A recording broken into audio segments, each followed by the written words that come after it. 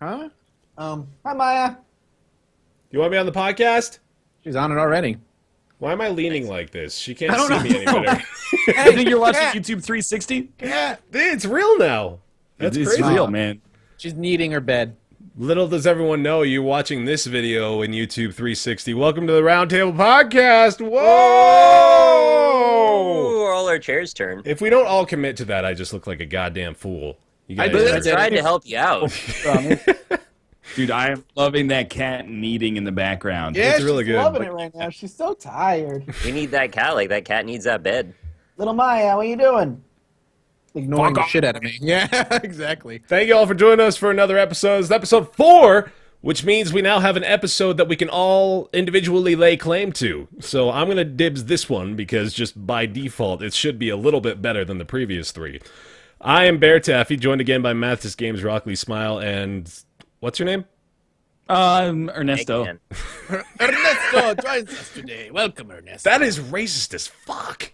Why? That was pretty racist, man. That was What? That was really racist. No, it was not racist at all. That's man, we're gonna get. Not only do we have like the little E on iTunes now, but we're also gonna get a little R for extremely racist. Like that, it'll just go Is in that order. ER extremely Yeah.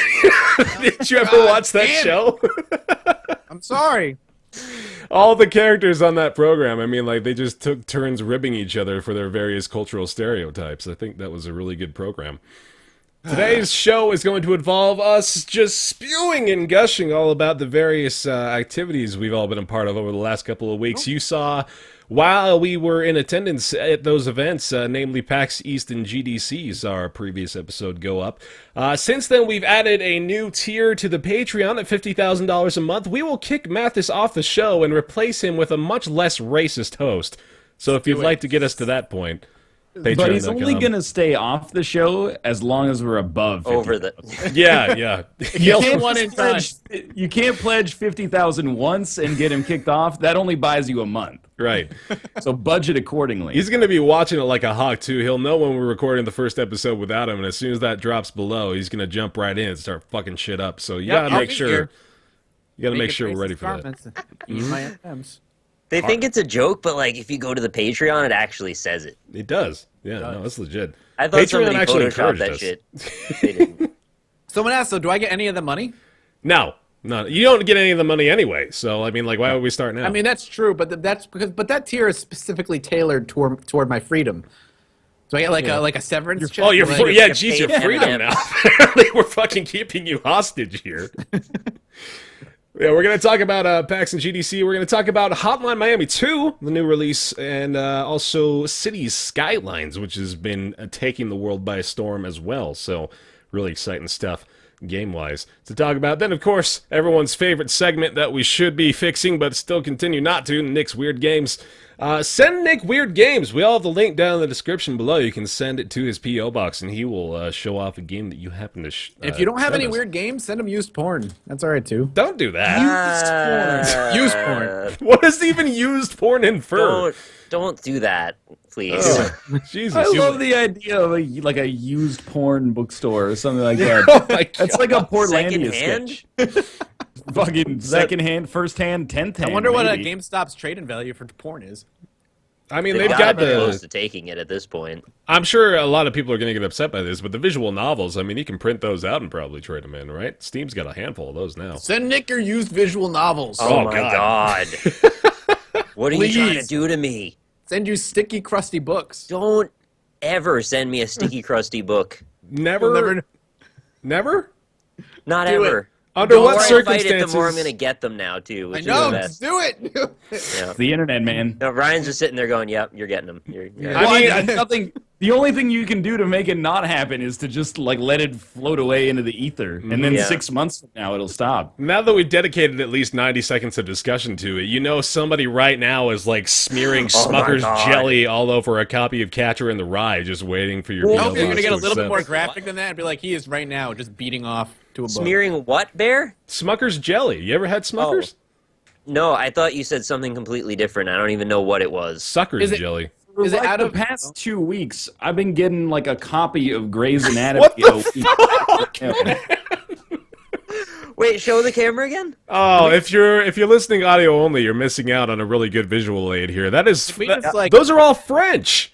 3 French all copies, French 1 Canadian. English. Okay. Yeah. Can we like I don't know, play that on one of the streams one time? Fuck, dude, you want a copy? I I got think one that's for actually a We really have one good for idea. everybody. Yeah, one for each. Yeah, that's amazing.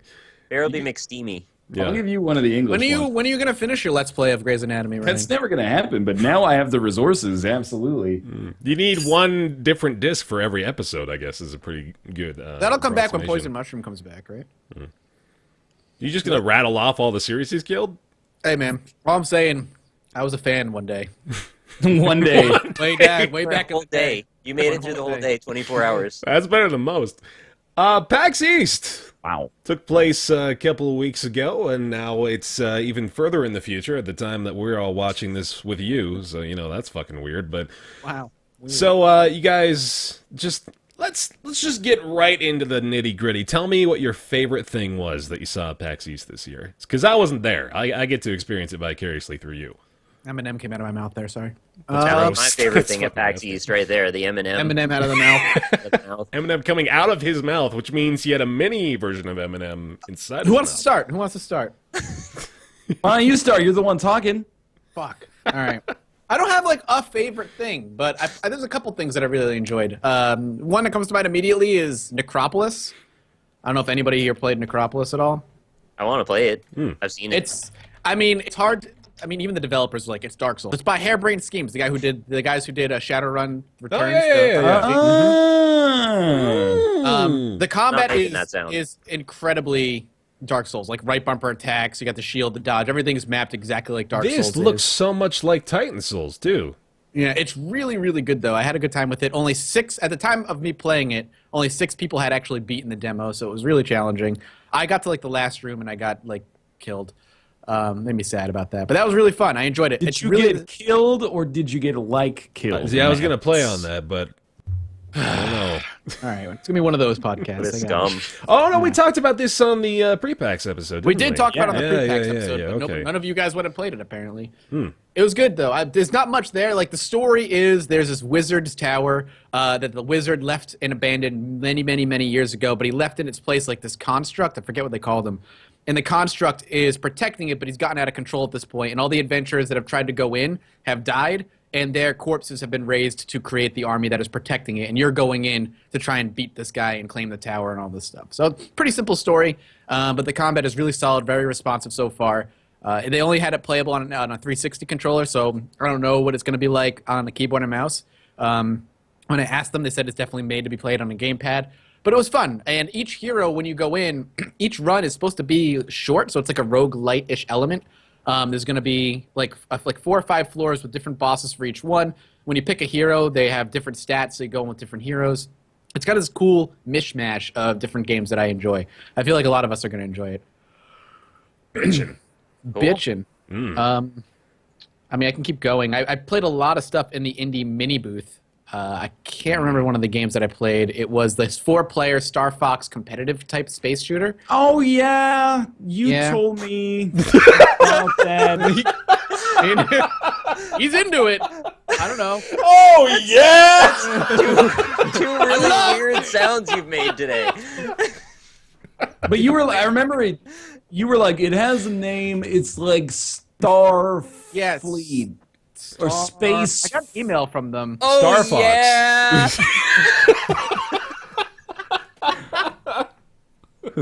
What the fuck is your problem? Was it called Star Fox? Did you play Star Sky Fox? Called Arena. Star Fox. Yep, it's Sky Arena. It was really early, but it was really fun. I enjoyed that. I played with Dan, my brother, myself, and some other random person. That was really good. What else did I play? I didn't get to play Dreadnought. Did anybody here get to play Dreadnought? I really wanted to. No. That was the Oculus game? That was Oh, you got what? real quiet.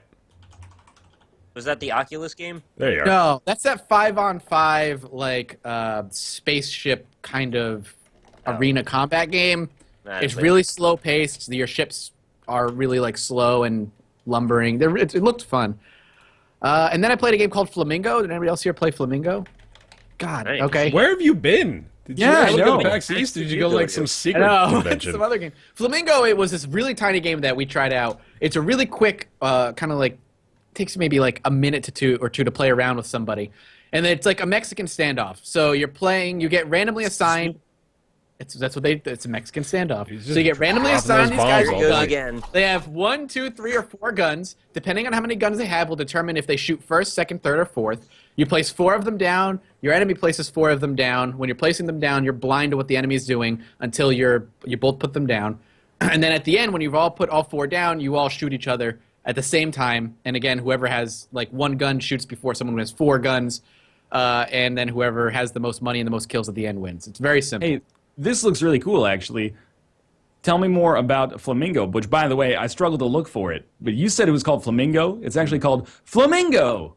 Yeah, got that an would have cleared it up a exclamation lot, point. yeah. And I want to apologize to our listeners who it's- had to hear some loud chicken squawks, which doesn't really seem like it fits the theme of Flamingo. So okay. you found it? I did find found it, it. yeah. Break out the tequila and cacti. You know, the 2 things you keep in the same cabinet in your kitchen back home. It's super simple. So when the map is kind of randomly generated, I hesitate to say that because it's just a flat map, and then there are banks that are just randomly put around the map. And the goal is to shoot the bank to get the money. If you shoot the bank and get the money for that character, and then an enemy shoots your character who has the money, they will get the money off of your corpse. And the goal is to just have the most money at the end of a round. It's a really simple concept. There's not a lot of depth to it, but it was fun, and I went back to it like 2 times after we played just to go play a couple of rounds because there was never anybody over there, which is a shame because I thought it was a cool idea. I'd be curious how much it costs when it comes out, and if they end up doing anything else with it, because I feel like you could take that idea and maybe have it a little bit more, like give the option for more structured fights instead of randomly assigning what kind of guys you get. You could like build your team of, do I want to do all like guys with 1 gun, or do I want to do like 3 1-gunners and a 4-gunner? With But the right love now, gun. the love Make it gun. that. Yeah. Yeah, that'd be cool. But it's fun. I enjoyed it a lot. I thought it was a really fun game. It's kind of like a team-based version of the struggle minigame in the introductory segment of Kingdom Hearts 2. Oh my god, I don't It's even a very remember. specific reference. Yeah, I don't remember that at all. Probably accurate, given Probably. how Because it'll specific resonate it was. with several people. Yeah. I played Dead Years. Of course you did. No, really, where'd you go? Seriously, where are these games? I didn't hear like any of these. Like, I know that there's booths tucked away that no one ever visits, but you were, like, digging behind the drywall Yeah, trying I to went find out of the way people. to get like the weird stuff. Dead Years is just a really terrible. I mean, at the time. Oh, no. Wow. I remember talking to you about Yeah. that at the convention, about how shitty it must be to hear that if you're a developer who spent like 10 grand. Yeah. No to kidding, yeah. go to the convention, and then they're like, finally, a YouTuber came and played it, and he's telling everybody how terrible it is. It needs a lot of it's an open world zombie survival game. So right off the bat, you have an uphill. Oh, battle. so his radar went off, and then he just Yeah. all of a I was sudden like, he was whoa. to it. Man was zombie like, game. money. I smell YouTube views. And then the last game I'll talk about is Black Fawn. Did anybody here try that? No, of course not. Black so Swan. Black Fawn is a mix of Diablo and The Binding of Isaac. It really is. You go through floors, you fight a boss at the end, there's a treasure room. They're randomly generated, but the combat is Diablo. It's you get abilities, and it's top down. You're clicking around. You hotkey your abilities to fight the enemies. And right now they have 20 items in the game, and by launch they want to have a little over 100 items in the game. It was fun. I enjoyed that one. That was kind of cool. I thought it was pretty neat. I'm all for that, items. man. Yeah, and like it makes me such an easy target. But anytime a game is like it's the Binding of Isaac plus something, I'm like, I'll check that out. Yeah, I figured you. That's why I'm surprised you Yeah. haven't tried it. But again, it was off in like the back wall, off the side of like the mega booth, way far away. It was fun. I enjoyed it. It was right next to Dead Years. I think that's probably a pretty common sentiment, though, these days. I mean, it's not just you for obvious reasons, but there's probably a lot of people who are thinking to themselves, Binding of Isaac qualities tend to result in at least enjoyable experiences for the most part. They even marketed that to me. They're like, it is like the Binding of Isaac meets Diablo. That was their goal. I was like, all right, well, at least you are being like upfront about it. Like that is your inspiration. Yeah. It was cool. For me, it's not even like random and procedural elements. I really like a scope of a game that you can play in like half an hour to an hour, Yep. and then play Yeah. it multiple times and get better each time. and have different synergies and stuff. Right? Yeah, like that stuff's appealing. Infinite replayable. Mm-hmm. So I'll stop there because I can't think of anything else right now. But I'd be curious to hear what you guys played. Maybe it'll ring a bell. Nick, what'd you play? All right, so my big one, and I think most of you probably saw this at some point, was Viking Squad. It's kind of like a pseudo-procedurally generated Castle Crashers with a little bit of a rogue legacy element in that each time you play through it, you unlock some passive skills that kind of add up. I'm liking that there's a lot more games that are doing that. That's an element that I'm getting behind, too. I've been for that for a long time, and I'm really happy to see people are embracing the idea of long-form play with sort of little bite-sized chunks that are just fun to play, and especially the fact that I just love online brawlers, and there's not enough that do that. So to add procedural elements to that as well sounds like we'll probably be playing that for a while, and it plays very well. It's kind of like a Golden Axe kind of feeling, or like I said, Castle Crashers. No, it's got very Castle Crashers-esque from what I'm the looking art at style here, kind of sure. seems similar. It's very polished too, and the animations look lovely. It feels good to hit stuff, and looks lovely as well. It does feel good to hit stuff. It does feel good to hit stuff.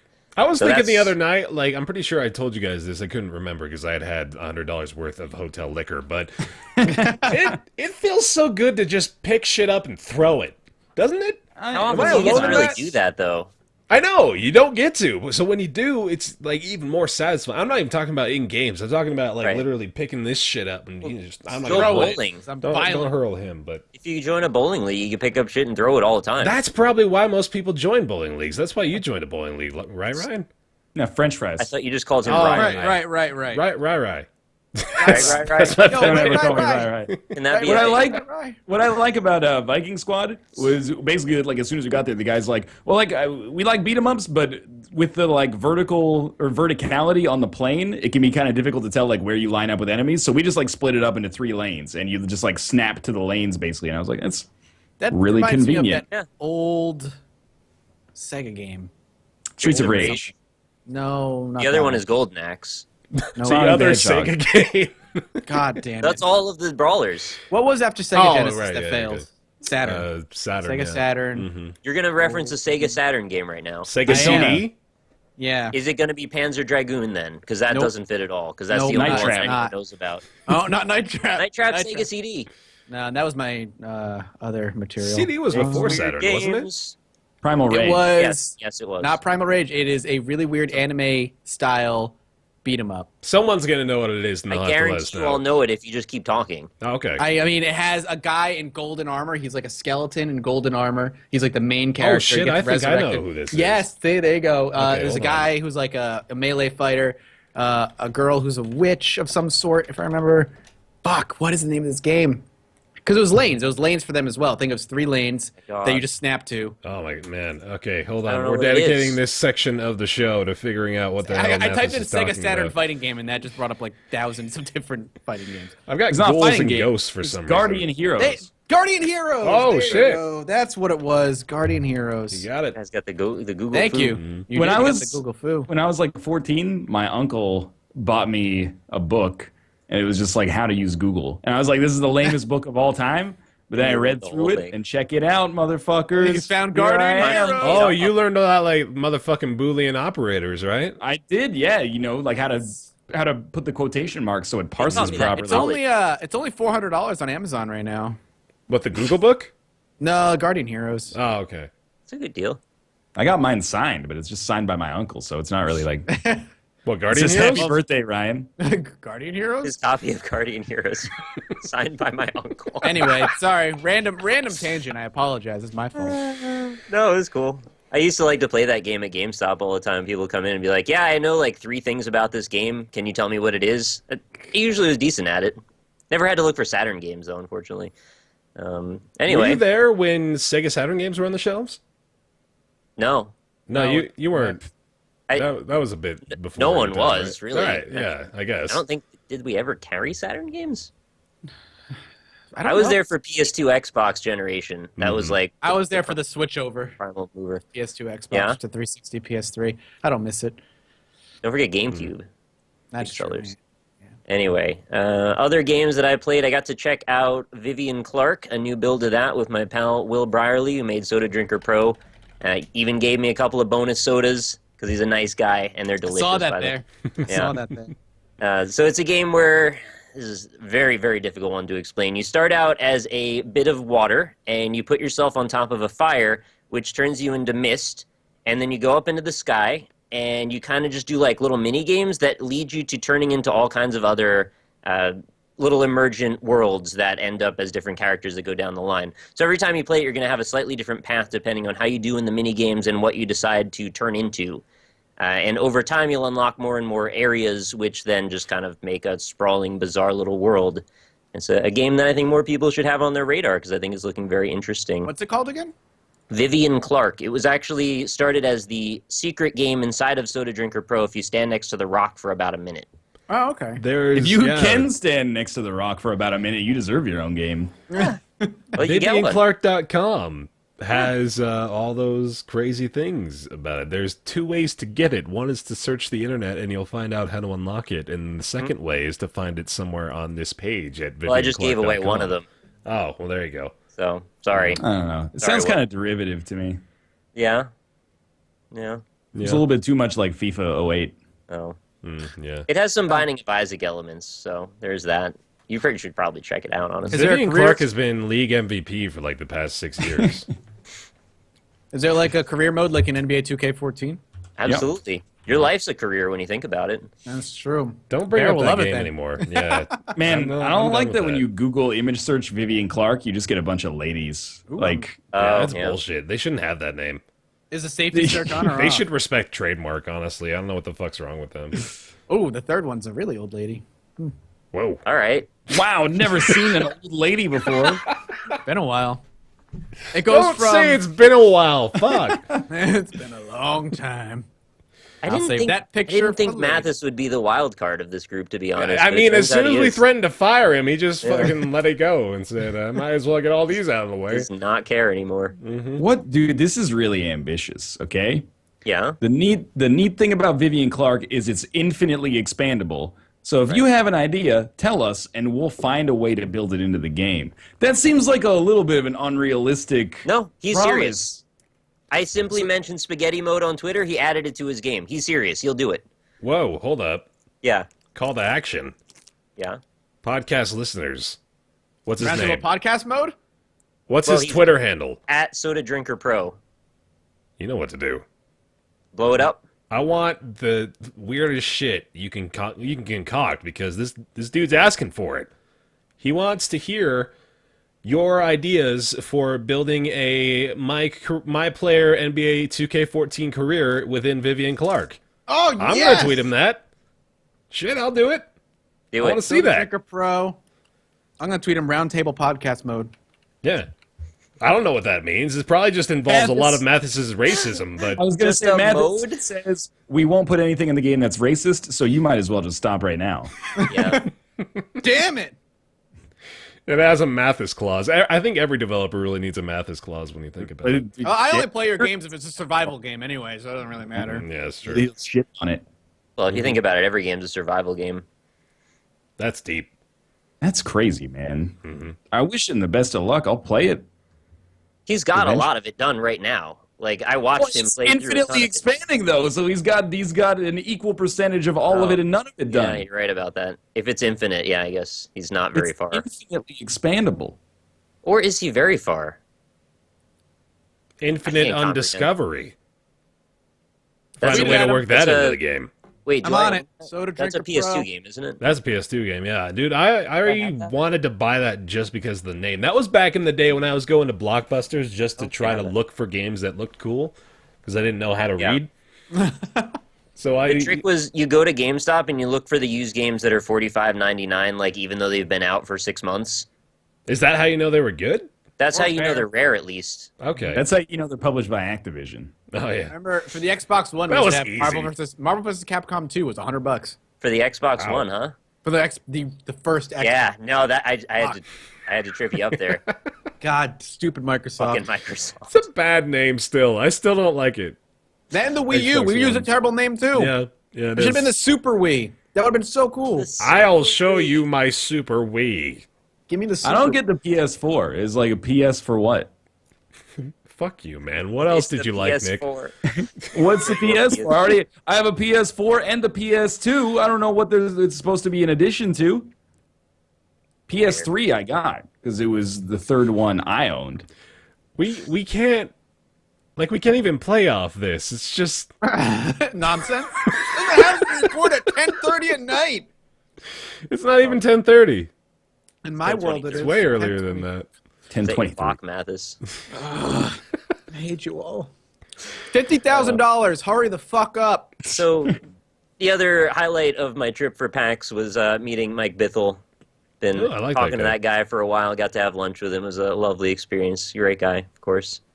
But, not a whole lot to say about that. Just happy I got to meet him. We all paid for our own meals, by the way. Oh, did you? Yeah. There's no kind of sneaky over the table, under the table stuff going on.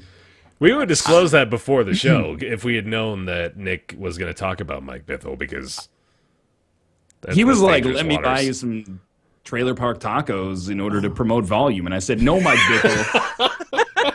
We don't do that shit. I'll play your game because it looks cool, but I'm going to buy my own tacos.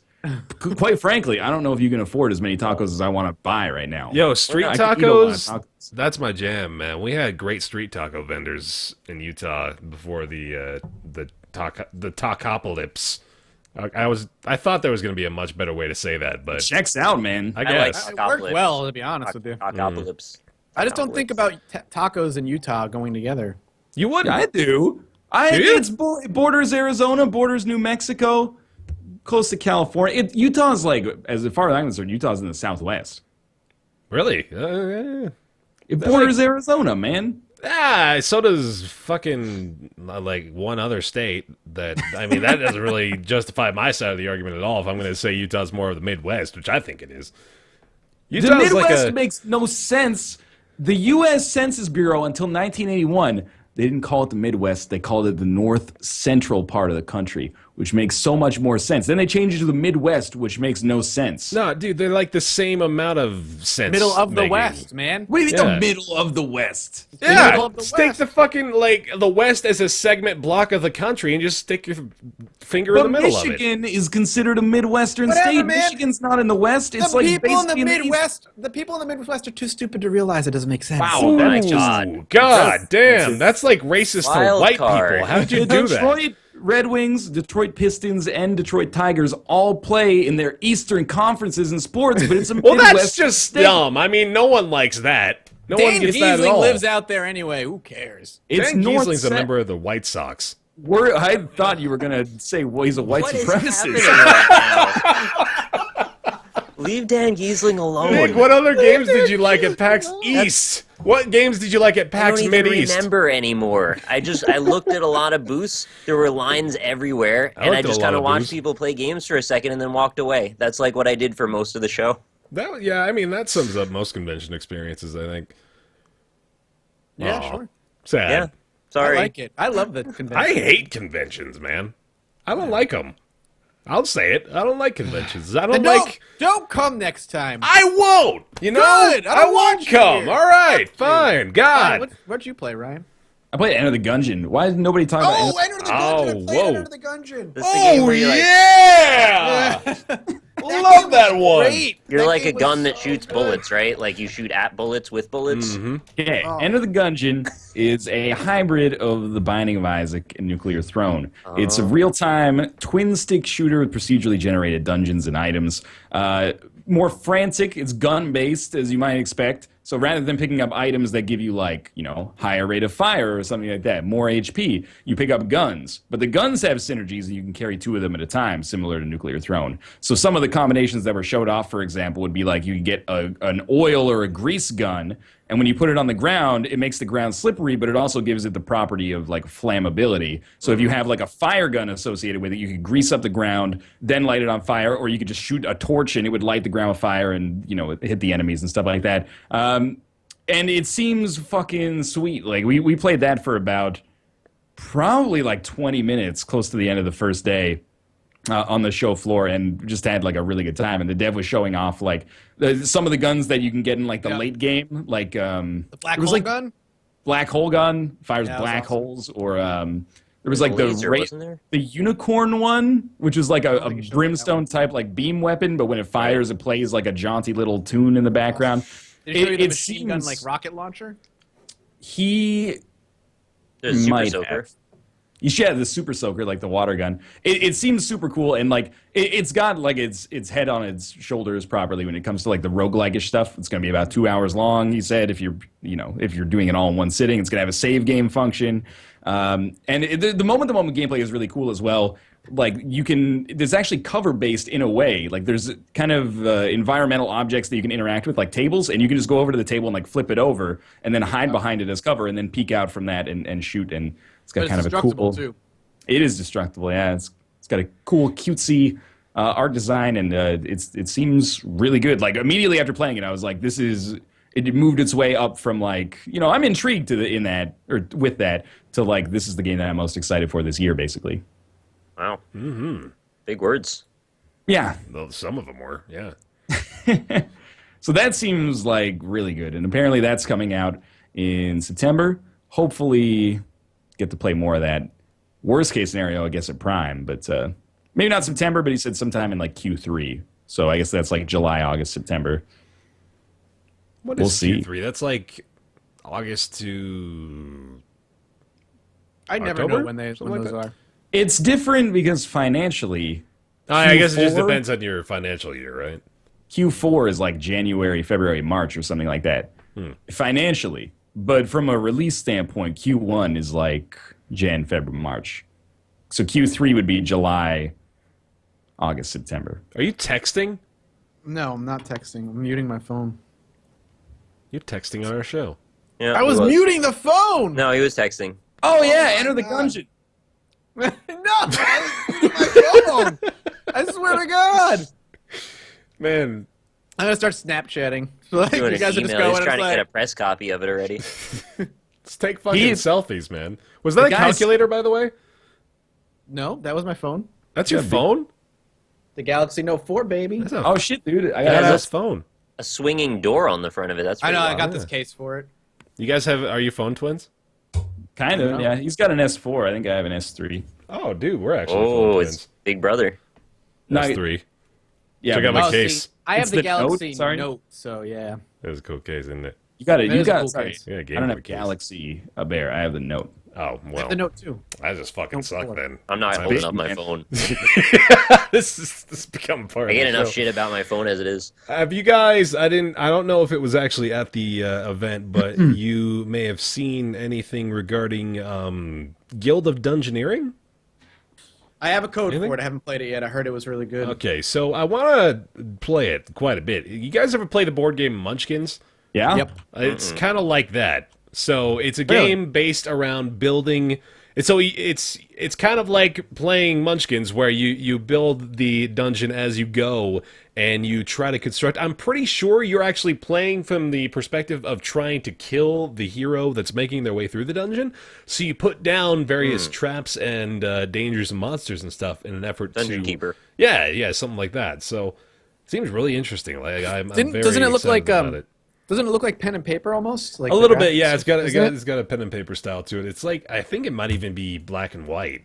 Yeah, if that's what I recall thought. correctly. Yeah, I'm gonna have to see because I know I got a code for it, but I haven't used it yet. Because I heard one of my friends played it at PAX East, and he said he really liked it. So I want to check it out. you can't just keep making sounds. No, you can. I remember looking at this. You can make all the sounds you want. I remember. This looks cool, man. It does. Wait yeah. a minute. This looks a lot like a game I played a long time ago, and it was a roguelike. It's called like Crayon Chronicles or something like that. Did they make Crayon Chronicles? Maybe. Don't I remember you fucking making a lie to video me. on that. They made they might have. Unnamed Fantasy Tactics game. They made Gambrinus. Unnamed Fantasy Risk game. Those were both smash hits back in their day.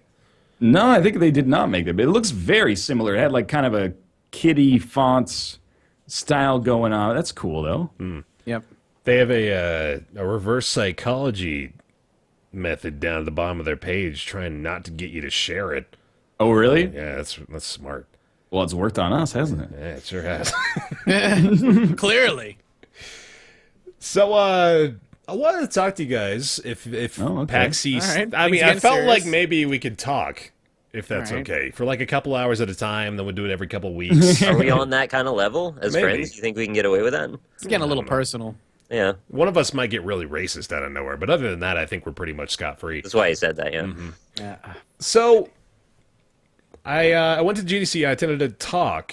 I attended a few. I attended this one talk in particular, hosted by a guy from Riot Games who created League of Legends.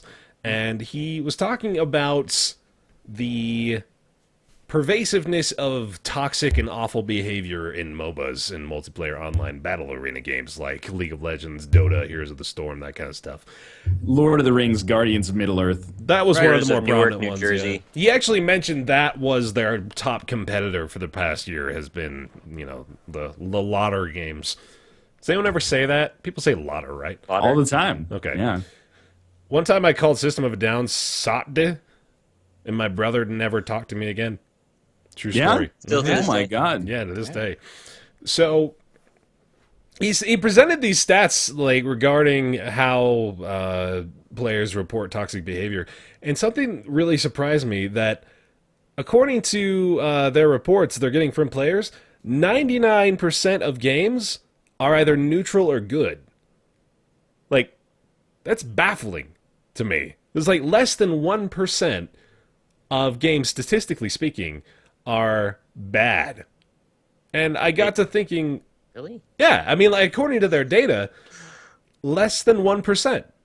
And, I mean, even thinking about my personal experiences, I'm pretty sure it's at least 30% of games that I would declare as, Right. this was an experience that I wouldn't wish upon my worst enemy.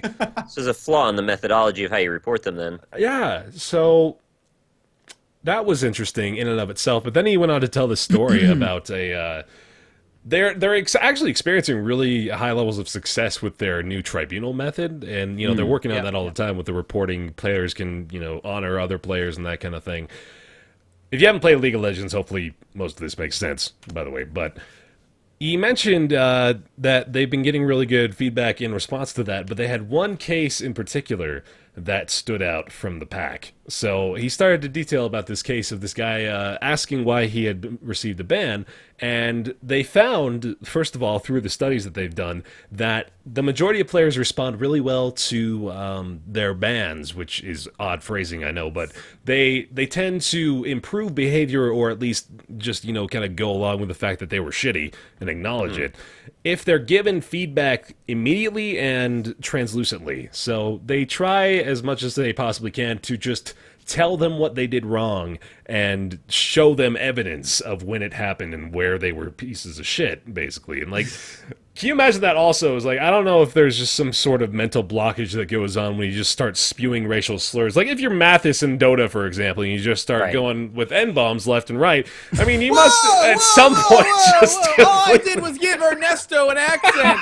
That's all I did. That's how it starts. You blew it, Oh man. my God. And That's I the gave a gateway sexy slur. accent. The accent was good. It wasn't even that good. It was fantastic. Don't. Making Ernesto it has worse. left the building, man. Twisting the knife. So... I'm just gonna text. I mean, whatever. I Gotta figured keep you would talking anyway. about So it, whatever.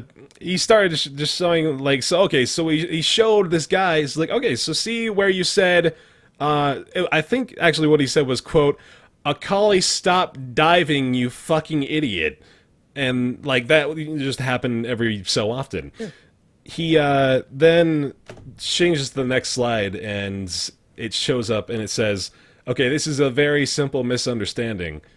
I was the Akali. So the system apparently did not catch on the idea of self-depreciating humor, and that was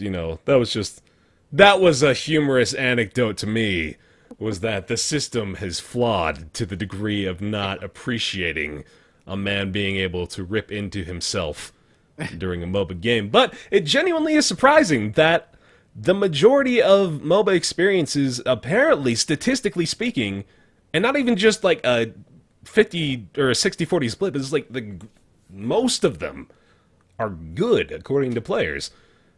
I'm wondering how it is that, like, we can allow the toxicity. I mean, he did show this very interesting graph as well as kind of a trend, of course. So they used the green, yellow, and red display model, and it had this interconnected twine of data, kind of like a DNA strand that they were showing of how the games would correspond to one another. And you would see that like one toxic person would kind of ruin the experience for a couple other people who would then get shitty and then get shitty, and then by the time it all ends, it's just this sea of red everywhere.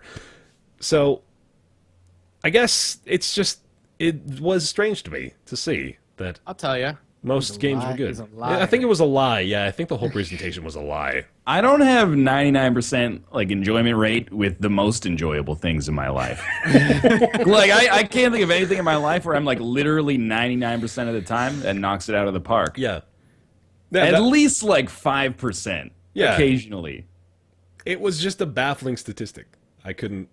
I didn't believe it. I really didn't. I was like, this is like when they put the goddamn since 1983 in quotation marks on the bottles of aspirin and stuff like that. It's like, you could put anything in there. I mean, you could attribute that to someone. I mean, I've been alive since 1989. That doesn't mean I've been servicing you with my delicious root beer snacks since then as well. What are you talking about? Yeah, what are you talking about? A&W root beer barrels, obviously, the best candy I ever got when I was a kid good, getting actually. treats on Halloween, man. That was what I looked forward to.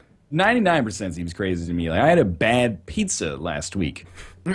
If I had one pizza a week, it would take 2 years of good pizza to make up that 99% pizza stat, and pizza's got a huge advantage over a video game. Yeah. It's delicious.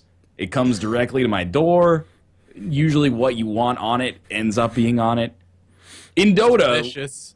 if you're being like optimistic, in Dota, probably like 25% of games. It's like 50% of the games are losses, roughly, and 25% of them just evolve into shit flinging, like consistently. So I give it a 25 anecdotally. Not that I distrust their evidence, but I don't know. Plus, the pizza guy probably never told you to kill yourself when he gave you your pizza, right? Yeah, exactly. Did he Probably. explain how he justifies that number in terms of like what their methodology was for saying what's a good game? Like, how do you define that? Yeah, so I mean, well, that was the thing. Is what I am guessing was the case was that they just took all of the non-responses as neutral responses or positive responses. So it was like, most of the time, I'm sure people don't even bother submitting any sort of feedback because it's like, I mean, this is just a general philosophy is like... So this is based off of those who have reported something. Probably, or... Well, I mean, to the point of getting that 99% figure, I would imagine. Stop texting, goddammit. Dude, I have nothing. I have nothing. What are you looking at? My finger. Eyes up here. I'm listening. I'm picking at my finger. You're looking at your fingers. I'm picking at my finger. I'm picking at my finger. Oh my god. Wow. Jesus. We only need 99% more funding to get rid of this kind of shit. God. No vote. I will stand up. I have no All right. vote. Oh, Don't God. stand up. I think it matters when you ask people as well. Because like when I used to play Dota, it's fucking worst game. My life's fucking shitty idiots on my team dragging me down. And then after I'd finish, like 10 minutes later, Kate would be like, "How was Dota tonight?" It was pretty good. Yeah. One They caught them in the right atmosphere, right? I was like, all of these surveys were taken after we had given the participants a bowl of ice cream and a hug. Yeah. When I played League, I mean, I had a lot of shitty games, but I don't think I ever reported them. Yeah. I just went and fumed off and like cooled down on my own. I never reported them. So if it's based off reported things, I feel like that's a minority. That's what I was going to mention, too, is the fact that, I mean, this just crosses all spectrums that the majority of the time when people are enjoying something, like look at YouTube videos, for example. We're all YouTubers. We have a relation here. With a video that has like 10,000 views, it'll probably have something like, as far as engagement is concerned, maybe like 500 to 600 likes, and then 20 or 30 dislikes, and then 50 comments. That's already just a tiny, tiny percentage. The majority of the people that watched it, maybe even close into that 95 to 99 percentile mark, were just like, oh yeah, I like this. But it's never enough to, I mean, the rarity of the comment that says something like, this was terrific, is that very, very small fraction of people that actually care enough to make that sort of thing known. And it's mostly, I mean, they're probably not even conscientious of this as they're doing it, but they're not really making an effort to be constructive about it. Because when you just say, hey, this is great, it's almost less valuable than a comment that says, hey, this was shitty. Because this was great just means keep doing this. And obviously, you can't just keep doing that because then you're losing out on the evolution of making things better. So, yeah, just interesting points there.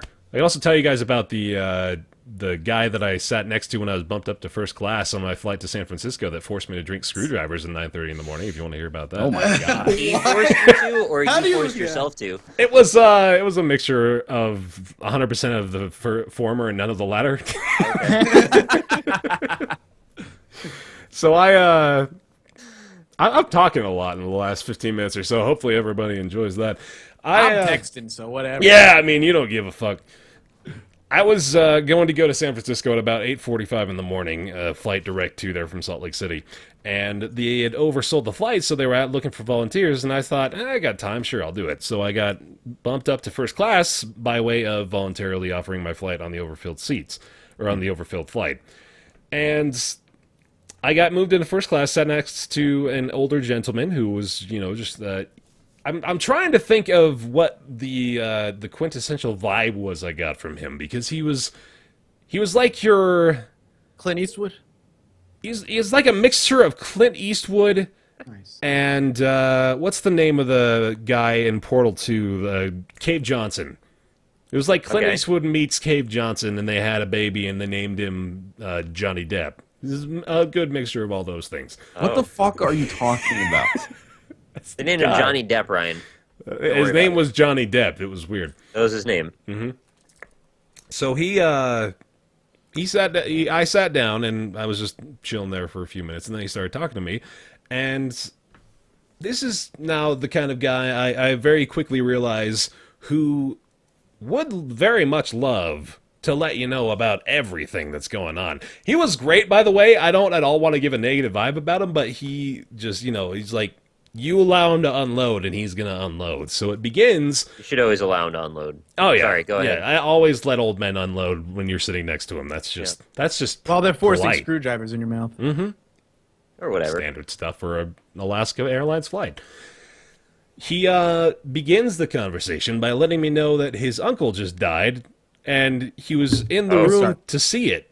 Like, he watched it happen, which is... horrifying. Wasn't even in a hospital. It was just in the bathroom with the Denny's. In the dining room with the candlestick. You had too many screwdrivers. Oh, Jesus. You're next. Oh, God. I have lost control of it. Anyway. So his uncle had just died. And he was flying to visit his sister to convince her to go with him to Europe and just live abroad for the rest of their lives. As a way to kind of just, escape the morbid reality of death surrounding them. And immediately, I just that hits you like a goddamn truck when you think to yourself, like, I make a podcast about video games, and this dude is legitimately considering abandoning everything and going to live with his sister in Florence. He's like running from death, like literally running away. Yeah, it was crazy. I need to go call my mom right now. Yeah, maybe. That's what I'm hoping people I just want a get from this. screwdriver. Mm-hmm. Well, I'm getting to the screwdriver part. How many do you think he had before he got on the plane? I think he's been awake for 6 days at this point. But, and then he just starts telling me all this amazing life story stuff. I mean, he was a combat medic. He, this dude's seen people die in his arms multiple times. Like, that's just shit I'll probably hopefully never experience. And then the flight attendant comes up, and I've never sat first class before, by the way. I didn't realize that the warm towel thing was real. I thought that was just a myth tongs, that rich right? people made up. Yeah, no, that's legit. And I didn't realize a warm towel could be so pleasant. It is. It's nice. I mean, I wish I had one now. My hands feel so cold. But... You think this guy, not to discredit him, you think he was definitely telling you the truth about being a combat medic and everything? Or you think he was screwdrivers talking? If he was lying, he's a great storyteller. He could make a living just talking to people in bars in Florence, Italy. Maybe it fucking was Johnny Depp. I bet. Maybe they were filming never Fear know. and Loathing 2, and you were a part of it. Oh my god. Should I go apply for an extra role? You should do it. You may be. You already one is enough. Yeah. They were probably filming on the plane, let's be real. So at that point, yeah, so the flight attendant comes by and I order an orange juice and he looks at me the way a disapproving father would look at you. Oh. You wouldn't just So, drink like- that orange juice by itself, would you? Yeah, I'm sitting next to him on the plane and he goes, vodka? Says it just like that, and I say, Orange juice. yeah. It's just, of course. Of course I wasn't just going to get orange juice, Mr. Combat Medic. No. That would never happen in my life. Never, ever. So I start drinking screwdrivers at 9:30 a.m. in a first-class flight I was bumped up to on my way to San Francisco to give a presentation at GDC. About 3 or 4 in, we're into the point of his life stories where apparently he has an ex-wife divorced for about 17 years, and he's living in a cabin in Park City by himself, living off of 3 separate retirement funds, and he... What? It's just like... The amount of shit that I just was blown away by in a concentrated amount of time, not to mention the fact that I was tipping screwdrivers back like it was Independence fucking Day, and... Right. It's like, yeah, all right. I can't even hope to aspire to the level of magnificence presented by this gentleman. All I And have to say I is that wish- maybe he wasn't that good of a storyteller. You were just drunk. And let me tell you something else. These guys don't get enough respect. Okay? You don't Hey man, he was in understand. first class. He's not just like a crazy person. He's got 3 fucking retirement funds. paid man. What for else by is he gonna retirement do? funds. Yeah. Apparently. You ever like look, I'm not wishing ill on people, but whenever I get bumped from a flight or volunteer for something like that, just once I'm like, wouldn't it be crazy if that plane crashed Yeah. and I was supposed to be on it? Yeah. But everybody lived, of course. But whoa, that'd be one hell of a story, right? Yeah. I wish you had just lied to me just now. This is just a podcast of lies. If you were Whole like, thing is a lie. Air Canada paid me $800 to not die in a plane crash. I know, yeah. No, their vouchers are ridiculous. I was like, how can I not do this if I have the time to spend just sitting around in an airport? They give me like $300, 4 free meals, first class flight to Los Angeles. Like, it's fucking Holy crap. ridiculous. Yeah. So, A-OK. I recommend voluntarily giving up your seat when they have overbooked, because it's a good deal. Also, just plan trips so that you have a day to just waste in an airport. Because Wouldn't it be shitty though if you bumped your flight and then the plane that you got No. on second crashed? I was thinking the whole time That- he said that. That would be so much worse if you're like, shit. It's some Alanis Morissette bullshit right Yeah, there. this is the time that I shouldn't have done that. Like Wasn't- 10,000 spoons and all you need is a knife. You're going No down, you're like, voucher. well, isn't this ironic? Yeah. No voucher is worth dying in a plane. You're going down. You're like, Well, isn't they this could have nice? at least bumped it up to like $2,100. Then I'd feel better about this. I'm more amazed by the amount of Alanis Morissette lyrics being spewed out by these Everybody's two over just here. saying the same thing. Well, isn't this nice? It's Why are we even talking about this? Hey, This is a video game games. podcast. So, you guys... For like a half an hour, we've just been off on this tangent that makes no sense. Hey, dude. I like it. I think I like it's bear stories. vaguely related. So, GDC, other than that, I attended... Actually, Rami gave a talk. Rami Ishmael, one of the co-creators of Lambeer, the developers of Nuclear Throne, gave a talk that's really cool as well. He's making something called GameDev.World, which is an outreach program designed to allow developers from other countries the opportunities to, gain access to what I didn't realize were, very English-centric tools. There's not Right. very much catered to outside English language, so that was pretty neat as well. Did a really good job. He's a great speaker, which probably surprises no one.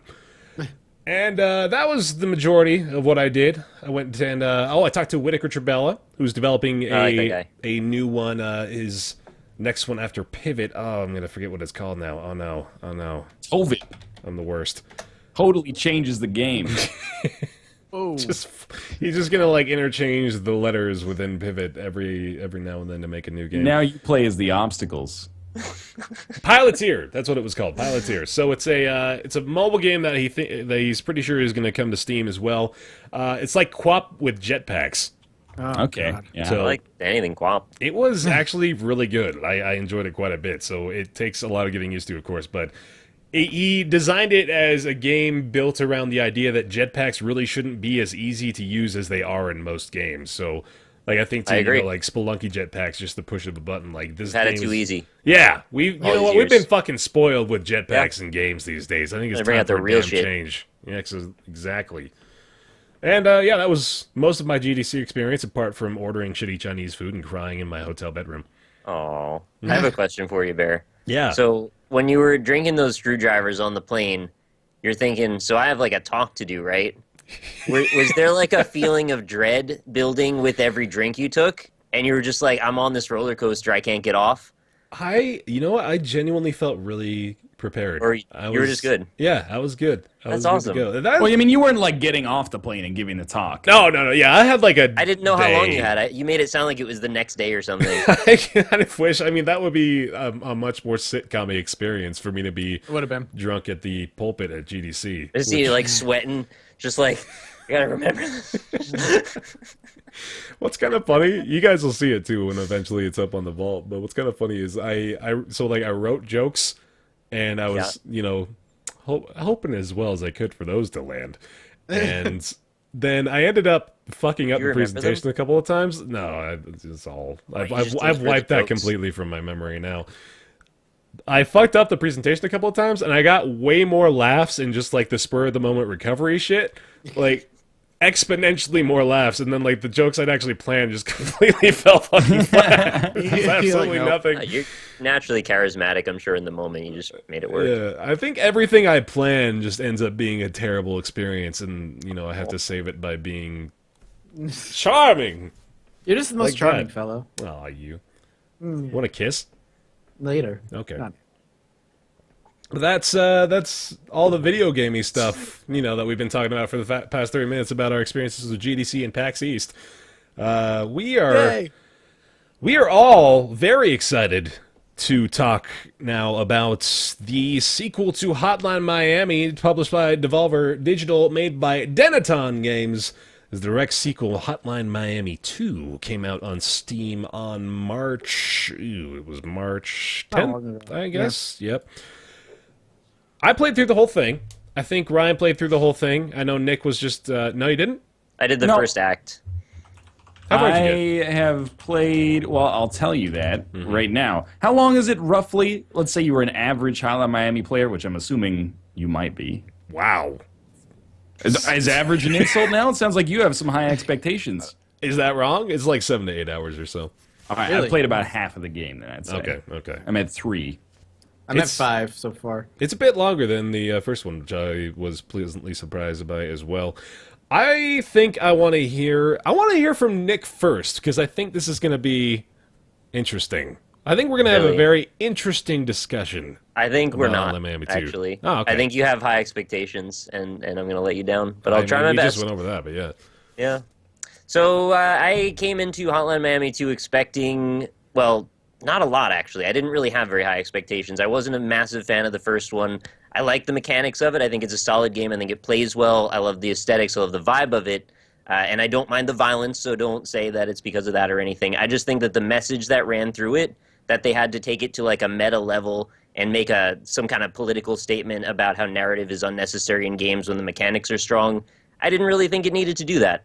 But that's completely unnecessary when the mechanics are fun. If you don't want to talk about that point, you don't have to. So I went into Hotline Miami 2 saying, now how the hell are they going to make that message jive with a sequel? And then I realized it's actually like a sequel prequel, right? It kind of like jumps around a little bit. A little bit, yeah. And I didn't play enough of the story to really see how exactly they addressed that situation.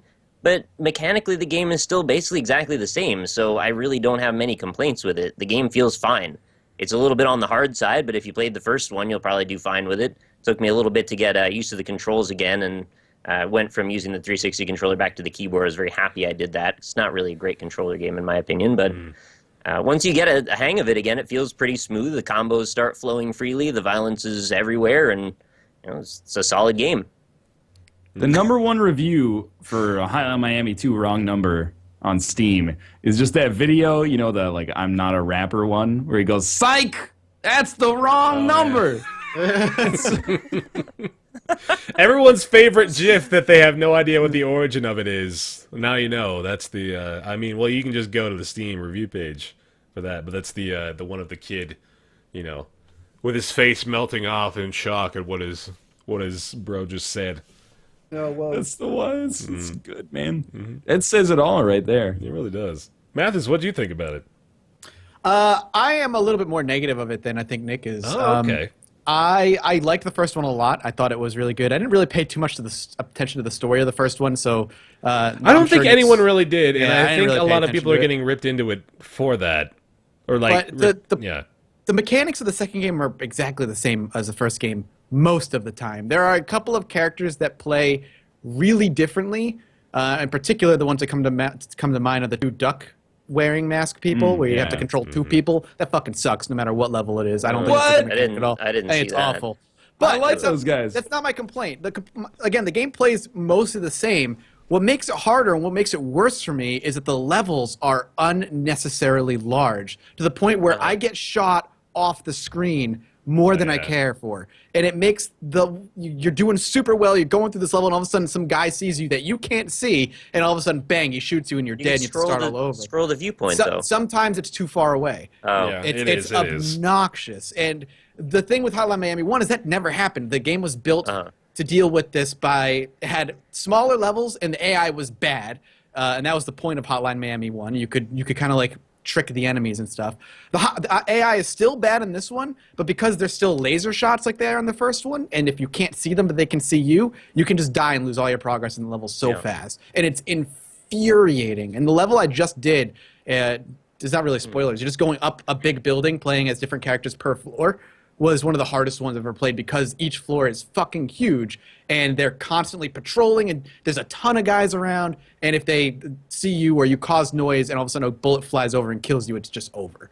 It pisses me off. I think that brings the game way down.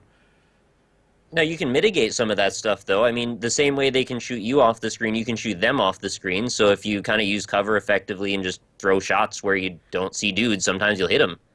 And then you run the risk of attracting like the entire level at you. Yeah. For the most part, I think it does provide you the means with which to concoct a strategy based on what you see. Because it doesn't really change it up. It's not like it's procedurally generated. You know, you can see, oh, that guy shot me from way over there. That's kind of bullshit, but now I know he's there. I've had moments, and I don't know if it's the same for you, where certain AI characters placed in the world have reacted differently every time. Yeah, there's a little wild card thing based on exactly how you interact. I think there's a little bit of variability, And I don't like the fact the levels. So I think it makes the game harder and not in a fun way. I think it's a frustrating level. It's still fun. I still have a positive outlook of it. I just think Hotline Miami 1 is better than Hotline Miami 2 is. Okay. See, I got frustrated a lot with Hotline Miami 1, which I really like that game, but I've been playing Hotline Miami 2 the same way I've been playing Hotline Miami 1, which is go out, take a step, get shot. Okay, don't do that. Right. Go out, throw whatever weapon I have through the glass, hit this guy, he aggroes, he shoots me, we'll try that again. And just like doing basically trial and error puzzle solving. So I feel like my user experience has been pretty much the same with both games, although maybe it does manifest in different ways. I am getting shot from off screen a lot. And I also find that a lot of the time what I do is I just kind of like poke my head out for a second and I'm like, hey, I'm here. And then like 10 guys in varying intervals. That's the most effective way to do it. They like come through the doorway and you're just like tunk, tunk, tunk, tunk, tunk. And when you do stuff like that, that feels pretty cheesy. And that doesn't feel like what I like the most out of Hotline Miami. But what I like the most out of Hotline Miami is just failing a lot and then getting that sensation when you finally beat the level of like, oh, I finally did it. Mm-hmm. Yeah. So I think I like Hotline Miami 2 roughly as much as the original, although I don't necessarily disagree, and I haven't finished it yet, but I don't necessarily disagree with the complaints about game design. But I do think it's one of those games. This is maybe me projecting onto it a little bit, but I think it suffers a little bit from the success of the original, that because the original is so good and so many people like it so much, any changes that are perceived as negative in the sequel make the game seem bad instead of just not as good as the original. like a lot of the most prominent Steam reviews are negative, and I don't know if that means that they're actually negative, like they think it's a bad game, or if they think it's just worse than Hotline Miami 1. Yeah. Is And I there, don't- yeah. is there in the second one? I feel like the levels are a lot more narrow and a lot more focused. In the first one, it's been a while. There was a lot more options for you, wasn't there? Like you could go through a level multiple different ways. Or I wouldn't was even narrow? try to make the argument that Hotline Miami 2 is a lot more. You're saying Hotline Miami 2 is a lot more narrow? Like the level design isn't as open and experimental as I'd like it to be. The one example comes to mind again, and you beat the game, right, Bear? Yeah. So you know what level I was talking about with the multiple floors and playing as the same character? Do you remember the one where you had to play as the guy who can only use his fists? Yes. There was no variability there. You had to go through that level in a very particular way in order to succeed. You couldn't experiment. That was I to think- help you, though, probably. Right? Maybe, yeah. It was frustrating because I could go through the level the same way every time, and every once in a while an AI would act completely differently than he did last time. And there was no other way for me to approach that particular AI, so I had to hope he was willing to play ball with me, or I was dead. There were definitely levels that had a formulaic approach to them. I'm definitely not going to disagree with that. There were ones that I spent probably a good 45 minutes or so just, okay, so I've gotten steps 1 to 15 of the process, nailed and now down, I just have to get to the final part. There are definitely some open levels too, but I feel like they're a lot more That's what I was going to focused. say. I don't think it's a broad enough spectrum to where you could just say that this was generally more narrow than the first one. It was pretty mixed. And yeah, like you said, too, it's been a little while since we played Hotline Miami 1, but well, the thing was, interestingly enough, I didn't even really expect a sequel when I finished neither did Hotline I. Miami. Did you, Ryan? Because I... Oh, I mean, I did, but by the time I finished Hotline Miami 2 had already been announced. Okay. Like, so- I played it probably like 6 months ago, and I beat it on Vita, which is why when Nick was like, I really prefer keyboard and mouse controls, I was like, yeah. Yeah. Having played that on Vita, like, tap on the screen to lock onto enemies, I was like, no, thank you. I streamed the entirety of the first one, and I played it with a controller, and every single time I was live, everyone was just yelling at me, like, use the mouse and keyboard, you fucking It idiot." really is. And I didn't Usually want to resist, listen. but they're right on that one. No, Really. they were, absolutely. I have egg on my face. You can It's make not do Ryan. with it, But yeah, it was okay. I liked it a lot. I liked Hotline Miami 2 just as much as I liked the first one. I can definitely see where people are coming from with a lot of the complaints that people have. Mostly what I've seen is there's off-the-screen bullshit, which I don't even think I experienced enough of that to make it a point that I was angry about. I'm not in that room. I'm over here. I'm not physically there. I wish you were though. Hi, Kate. Hi, Kate. Hey, Kate. I love you. I love you too. That's bullshit. She used to watches watch my me. shit. She used to watch me. She did. Now you're her new love. This is ridiculous. When we Better didn't watch have me. Wi-Fi, we had to go down to like the lobby of our building where there's Wi-Fi, and we had like an hour, and she just downloaded like a bunch of your videos. So you don't get any ad revenue for that shit, Mathis. Fuck you. God damn it. So yeah, I was frustrated at times, but I just kind of took it as nature of the game stuff. It's Yeah, me hard. too. It's very difficult, but it's satisfying. It's just like Ryan said, like there's that feeling at the end of a stage. Even if they're just formulaic, you get to the point where, I don't know, this is going to be nerdy as hell, but like just imagine writing out a very long algebraic equation and getting to Yeah, the man. answer, and it's like, wow, that was fucking satisfying. I had a good time with that. You check the answer in the back of the book. You check the answer in the back of the book and it matches up. You've been like flying out in no man's land for like 15 minutes. You're like, that's amazing.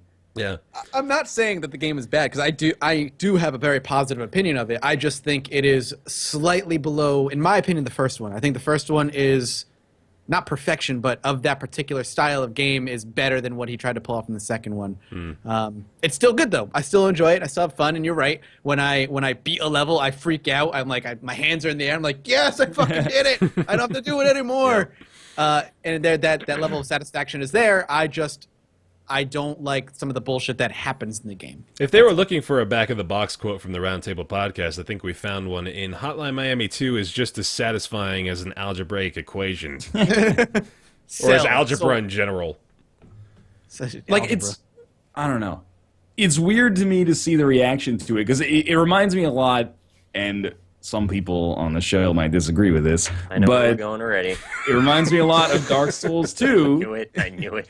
Where when I like Dark Souls 2 a lot, I recognize that it has almost what I would consider to be some objective flaws compared to the original, but I think it's marked too harshly in comparison to the original, whereas like the original Hotline Miami is judged in comparison to other games, which it's better than average. Hotline Miami 2 is compared on a rubric with its predecessor, which is probably one of the best indie games to come out in the past few years. So people come out with, they're already primed to have like a negative reaction to it, I think, just because expectations are so high after the success of the original.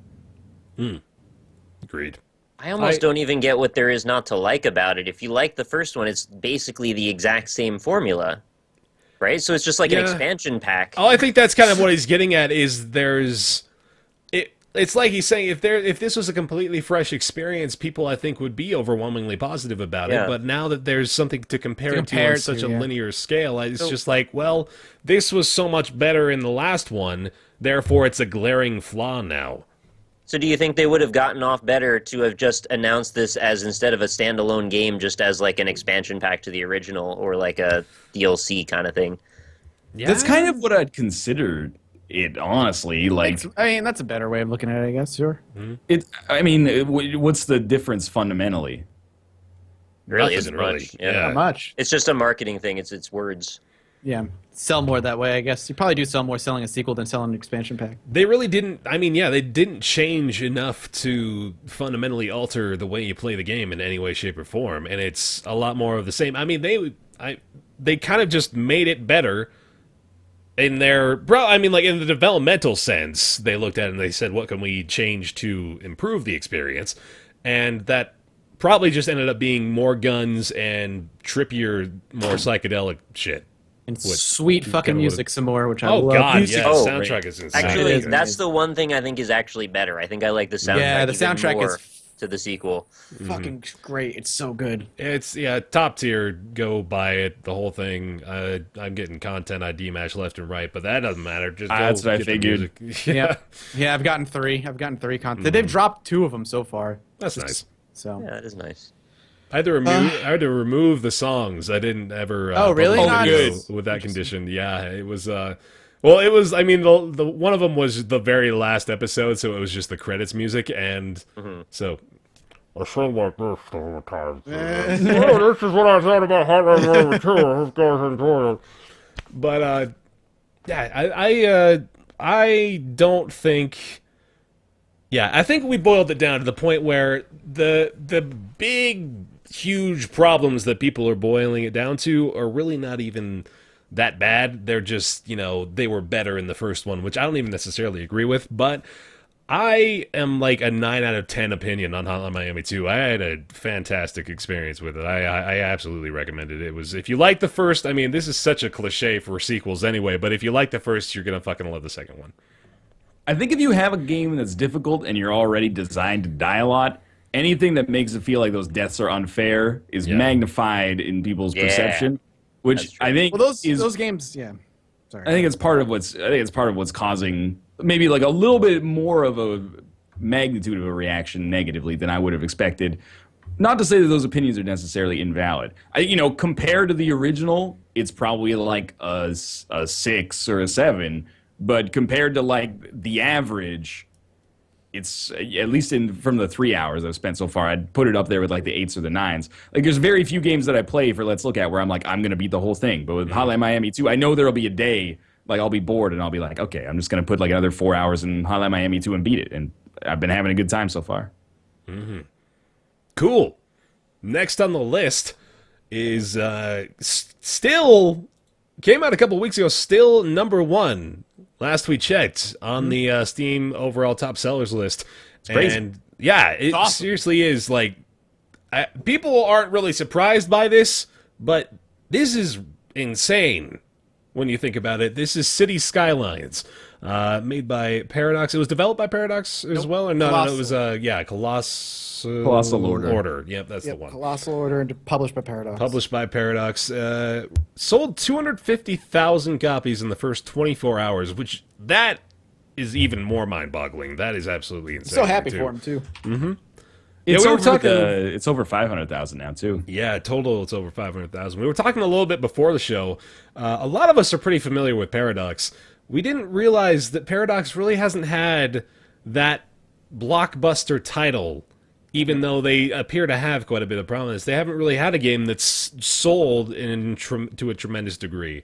So this is pretty awesome for them as a publisher. Stuff like Crusader Kings at EU4. Crusader Kings just crossed 1 million sales, like last December or something like that. Very recently. But that's with it being out since like February of 2012. So it took like 2.5 years, basically, to get to that 1 million sales. So like 1 million sales in that is not bad, obviously, by any stretch of the imagination. But like, some of those are in Humble Bundles. A lot of them are in Steam sales, et cetera, et cetera. So for a game like this to just come out of nowhere and be like, we sold 500,000, not out of nowhere, but we sold 500,000 copies in like a week. That's amazing. Yeah. I didn't hear much about it before it released either. I didn't see a ton of marketing. I mean, like, okay, so we're obviously going to be comparing it to the remake of SimCity, aka SimCity 5. They marketed the hell out of that thing. You couldn't walk down the street without seeing SimCity plastered on a bus. Like, we're talking hundreds of millions of dollars spent on marketing the new SimCity game. Yeah. And this was just kind of a... I don't want to call it guerrilla marketing, but it was, it wasn't even really, like, they didn't try very hard to push this forward and say, like, look at this is the SimCity you've all been waiting for. That's just what happened. Yeah, exactly. It was what they did, if I remember correctly, is they did a couple of Reddit AMAs that got a few thousand upvotes. They were front page a couple of times. But the big thing they did, which was the smart thing, is they allowed YouTubers and streamers to play it a week prior to release. And they gave a ton of YouTubers and a ton of Twitch streamers out just to play it. And the marketing was just the game being good enough for the Twitch streamers to want to play it all the time and for the YouTubers to want to do series on it all the time. And so that was at the forefront of everybody's feed for a week before it launched. And then people had seen so much of it, they're like, I need this game, and they just picked it up. And I think that was really, really smart. Combined with that, I think in many ways SimCity did their marketing job for them. Yeah. It sounds kind of scummy to say it, but their positioning has basically been like SimCity put in like all this money for marketing and had this crazy like clout brand name, everyone's aware of it. And then it came out and it sucked and it generated even more press. And really all Paradox had to do to at least get a lot of people in press interested was be like, we're going to make it not bad. And everyone's like, I know that game, and I know it's bad, so I'll try this one. I wanted it to be good, and I'll try this. In many ways, EA's marketing budget that they spent on that ended up benefiting Paradox more than like anything Paradox did for themselves, except develop, support development of a great game. Yeah. There was a Vice article posted pretty recently about that, too, about how... I mean, okay, so... That's just kind of the elephant in the room as far as the developers talking about the success of the game is, well, you don't want to say, thank God Maxis fucked it up so hard, otherwise we wouldn't have made so much goddamn money from this redo. But Maxis in Emeryville shut down very recently. This is kind of in direct congruence with the hundreds of thousands of copies that City Skylines is selling, and they feel bad about it. Obviously, the Colossal Order feels bad about that, but at the same time, it's like they laid the framework for everything that people wanted, and then they didn't deliver on. They had so many good ideas. Maxis did. They had a really great outline for the city builder genre, and they had like they had everything in their pockets, and then they just kind of walked by. This is gonna sound awful, but they walked by a homeless guy and they were like, "You want this design for a multi-million-dollar idea?" And we were like, "Oh, that's great, okay, thank you." And then they went and did it. I have to imagine that like the broad concept meetings for the planning of City Skylines must have been so easy. If you just whip up like reviews of SimCity and then be like, okay, what are people complaining about? Always online DRM. We're not going to do that. That's stupid. Small cities. Too small. That was the thing too, is so many of them were like, let's just fucking not do that, and we're going to be so much better. Like, release it on Steam instead of on our own proprietary platform. Simulated citizens actually live in a particular house and go to a particular job and don't just change houses depending on where they can get to. I can't believe how much I love that. I am so obsessed with so many of my little dudes running around. And like, I'll just watch them for like 5 minutes as they go from place to place. Man, Did you? Someone tweeted and they're like, my toilet doesn't work. And then I clicked on their name. In the game they tweeted about it. They tweeted, so I clicked on them, and they were in a park. And I was like, let's make that up. I like checked my water and stuff, and it was all good, and like the sewer lines were all hooked up. And she's like, my toilet doesn't work. I'm like, you're making that shit up for attention. You're at the park. Like, how can I get Why is that the mayor's responsibility I to was fix just the gonna citizen's toilet? There's like a citizen out on bath salts running around the park and somehow has access to your Twitter handles. And like, I need the mayor. My toilet don't work. She's like squatting over a park bench. Look, man, don't joke about that. The poop apocalypse can happen in that game. It happens a lot if you don't pay attention. That's the worst. I love City Skylines. I think it's an easy contender early in the year for one of the best games of the year. I've put in like 20, 22 hours, and most of that is actually off camera. Because it's one of those games where it's almost like if you had like a blueprint for a house, and then you got like 80% of the way through building the house, and over the course of building the house, you learned that you have no idea how to build a house. I learned that you got to put the roof on like straight instead of putting it on a weird jaunty angle. And then you design a new house, you get like 82% of the way through, and you're like, I'm an idiot, I got to blow it up and do the whole thing. I do wish it was a little bit more forgiving with traffic woes, because as somebody who is an idiot when it comes to traffic, I'm bad too. It's the ultimate bottleneck for everything. City, 5,000, 10,000, going all right. The first time I expand outside of my first planned city borders, traffic, dead bodies, can't deal with it. And I look at the garbage map, and it's like trucks are getting everywhere. Like the efficiency is high, and like the landfill usage is fine. There's lots of incinerators, but like garbage piles up and people move away. Dead bodies pile up, people move away. And I'm like, it either needs to have a clearer.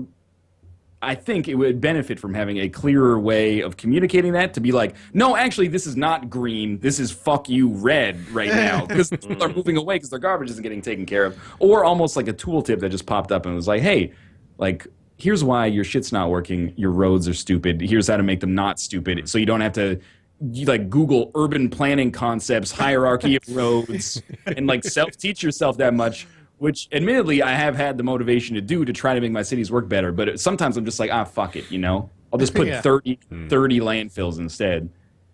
It's hard because there's so many different things that are causing the traffic problems. Outside of poorly planned roads, if you have too many garbage landfills next to each other, then all the garbage trucks are coming from one spot, trying to go to one spot, clogging up that entire road, coupled with the fact that if that's in an industrial area where imports are trying to come in off the highway, it's clogging that area up, preventing the trucks to get into the residential zones. The trash is going to build.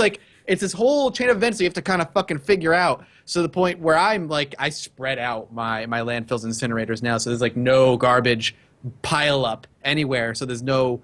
I used to do it all in one spot, but that causes so much traffic. That was a terrible decision. Aren't those all kind of the majesty of the point of the whole genre, though, figuring out all those nuances? Because, I mean, as frustrating as it might be, that's kind of what you sign up for when you're interested in playing something like that. And I kind of embrace that idea in a way. I do, and I don't, because, I'm playing a city builder. At times I find myself being like, this is just a little bit too much traffic simulation for me. Right. Like, my thing with the city builder is almost like playing a casual game, which I know is not where a lot of people are going to come from there. And I've seen people complaining that the game is too easy. So maybe I'm just completely an outlier in the other. I get that a lot in my comments. Like, you're just an idiot. This game is Paradox. easy. And I'm like, God, no. I'm sorry. I hope not, because I'm bad. Die-hard Paradox players are geniuses. That's also true. When it comes to stuff they do. There are people like Arumba, who we play EU4 with all the time, and Quill. They have thousands of hours in EU4, and there are still people who are like, well, if you want to really get good at the game, don't watch Arumba. He's kind of an idiot. And meanwhile he's streaming for 3 hours making Excel spreadsheets to test mechanics in the game and stuff like that. It's a very, very smart group of players and consumers, which is cool. But I do find, for me, it's I want to watch the population numbers grow. And what I want to have happen is, here's a problem in the city. I'm going to diagnose it. There's buildings burning down. Put down a couple fire stations. Then watch the numbers grow again. Yeah. That's largely where it's kind of meditative for me. What instead ends up happening is I expand, and then people move in, and then they're like, nobody's taking out the trash, and I put down like landfills and incinerators, and then they're like, nobody's taking out the trash though. So I just find myself kind of being like, I don't know where I went wrong, but where I went wrong is like these roads. It's like the base of your city is broken, so I'm just like, demolish the whole thing, rebuild it from the ground up, because it's the easiest way to do it. You want to make pretty cities, but sometimes pretty cities are like terrible when it comes to traffic. And you're just like, well, maybe I should grid this area because it'll work a little bit better. But I really wanted to make this cool designed road, and now that's going to fall apart which would be good if they had a separate mode, whereas like easy traffic mode. That'd be kind of cool. Well, they released a couple of, I mean, you might as well just call them training simulators for City Skylines. They called Cities in Motion. So that was mostly focused around the idea of building mass transit systems that were effective and efficient. Also, if a Roomba is an idiot, I must legitimately have a mental handicap, because That's the standard, though, that a lot of these players have. Yeah. It's like there's like one good EU4 player, and it's the guy that can play as the smallest nation in the world, like one province, and take over the whole world within 400 years, which nobody else, well, some people can do, but it's extremely difficult, you know? And that's like with cities. Quill has incredible knowledge of like infrastructure and organization and road design and stuff like that, so there's that standard that people kind of aspire. I watch him, I feel like I'm watching an actual architect do city planning. It's ridiculous. Meanwhile, I feel like I'm finger painting. I'm like, Right, but isn't it kind of incredible, though, that there's such breadth in who can enjoy what this... Because I played it basically as just a sandbox. I turned on the free money option because there's all these extra options and modes and mods, of course. And I just kind of went to town with it, and it was just kind of having fun making the dumbest city I could for the sake of just having a laugh. No, absolutely, dude. I built fucking massive ramps because I could, and it was great. And it was horrible optimization of my spot of land, but it was fucking cool to have like 3 ramps that intersected one another like that. It's really cool doing, and I like the transit system, being able to build metro lines and stuff, and then watching the traffic. Yeah, it's very satisfying to watch the traffic alleviate and all of a sudden watch like piles of people just going into the metro line or using the train station that I built on the outskirts of town. I don't use the bus lines anymore. Those things. No, I was going to say like being able to paint your own bus routes and then watch those and realize that you painted routes that ran into each other 4 times at the same intersection. You should play Cities in Motion. Yeah. You want that stuff. That stuff gets... Like, I looked at it, I was like, I put a lot of time into Cities in Motion. My brain feels like I put a lot of time into Cities in Motion. It's 3 hours total. Because, I would just be like... the way you place bus routes is actually, like, kind of similar, but then you can set, like, the bus timetabling, and then you can, like, buy different models of buses, and you have your buses link up to, like, metro stations that link up to C buses, and then... People will be like, I can't get to work in 11 minutes. And you're like, you look at the commute time, it's like 13 minutes. You're like, oh, fucking God. You gotta fix that shit. It's the same, like you can tell, I think in City Skylines, it does help to have a baseline in Cities in Motion, not to be like, this shortcuts or expedites my learning process, but this, like it makes me feel like Colossal Order has a background in transportation, which is why City Skylines to me feels less like SimCity, sort of, and more almost like Transport Tycoon style with city building elements attached to it, which is fine, and I think it's good. When I call it like not a city builder-ish, I don't mean it as a derogatory thing. It's a really good game, but I find like 80% of the time fucking around with traffic, making roads. There's a reason that on our City Skylines, 90% of the posts are like, check out this intersection I built, and it's always like weird clover leaves and shit like that. Intersection porn, that's their it is secondary subreddit. Yeah, a little bit. That game, for me, is all about designing roads, because the other stuff is easy. I mean, the other stuff is basically like, problem, buildings burned down, build a fire station. The only thing that's not intuitive is what's holding me back. It's still very good, though. Well, I have to say, too, coming at it as someone who hasn't played a lot of any of this stuff, really. I'm not huge into strategy games. I'm not huge into city builders. I have played a bunch of SimCity back in the day, but it's pretty frictionless getting into it. It's fairly accessible. The UI is not overly complicated. Within 20 minutes, I think, I pretty much had a basic handle on how to at least set up stuff. And then I, spent another hour with it, and I was like, all right, well, I get it now. Let's scrap all that and start over.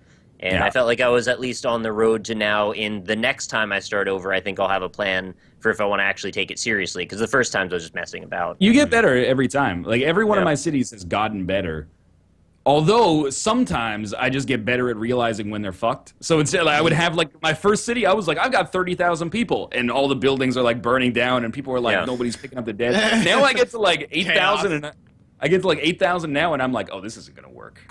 And I just blow it up. Like even screwing around, I still felt like I learned stuff. Like I had infinite money, and through that, I still got the point.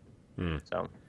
I learned not to put my water pump downriver from both my sewage treatment facility and the landfill because that's just a thing someone would think is a good idea. People hate drinking garbage juice, as it turns out. It's weird, right? Yeah. I saw something amazing. It was like a Dutch Twitch streamer, and he built a huge dam, and there's like realistic-ish like fluid dynamics. So if you build a dam, it'll actually like create overflow, and it'll also create like not like a desert, but I think you know what I mean. Like it'll block off water from reaching certain land. So he built like this huge dam, and then it created like the riverbed underneath it was dry. So he just built like more city on top of the dry riverbed. I was like, this guy's a genius. That's pretty sweet. It works I've seen too. people build a dam and flood their city. Yeah, that's always the best. Everybody has one moment where they build a dam, and then the water just pours over one of their districts. I think that's what you guys really liked, right? Was the attention to detail in general. I mean, between things like that there's interactions you wouldn't expect. The fact that you can name everything. I know with Dankest Dungeons, that's one of the things you loved most. You can name all the people and the cars, and you can like paint your own districts and just section out your city the way you would want to. It gives you so much freedom to just invest yourself completely into it. It's awesome. There's still no reason not to make weed legal everywhere, though. Oh, it's yeah. Only benefit. Yeah. Serious. There should be more of those options, actually. I really like the idea of being able to have a lot of different ways that you can affect like the culture of your city Mods, and have it be unique. That's what mods need to do. Yeah. I love that they like mod support. Embrace that. Yeah, exactly. They're taking. I mean, again, it's just like an opposite approach to the way that Max has handled it. Was like, please mod our game, do whatever you want to it, and we will showcase that. The first mod I downloaded and uses is automatic demolishing of burned down buildings and abandoned buildings. I'm like, I don't have to worry about that shit anymore. Yeah. Thank God. Spend like a whole episode's just like click, click, click, click. Yep. Then like someone else builds right on top of it, and they just go out of business right after. I'm like, come on. Literally, in one of the last episodes I did, I had like 40% of my city was like across a bridge over the river. I just de-zoned the whole thing. I was like, this half of the city is fucked. So you just de-zone it, and everybody goes out of business. You lose like half your population. Like, I'll rebuild it from scratch. Yeah, you just paint that district as just like Fucksville, USA, and just tell everybody not to go over there. The best thing I can say about City Skylines is that if somebody with the intelligence of Quill put out a book, like an ebook that was like 30 pages, $5, and it was like how to build good roads in City Skylines, I would buy it. And I would sit there, like I would be in bed and I'd be reading. I'd be like, oh, I'm going to try that out in my city. Because I feel like I really want to, I would love the experience of getting like 0 to 30,000. Then it just gets too much for me to handle. When I have to build my own highway off-ramps and interchanges and stuff like that, it becomes too much for me to handle, and the city falls apart under its own weight. So if you're watching out there, get that shit done on Kindle. Write a book, yeah. Write a 30-page book about how to build good roads. You're bumping up the requirements now. It went from 5 to 30 real quick. No, $5. Oh, $5. Oh, okay, Fuck. cool, yeah.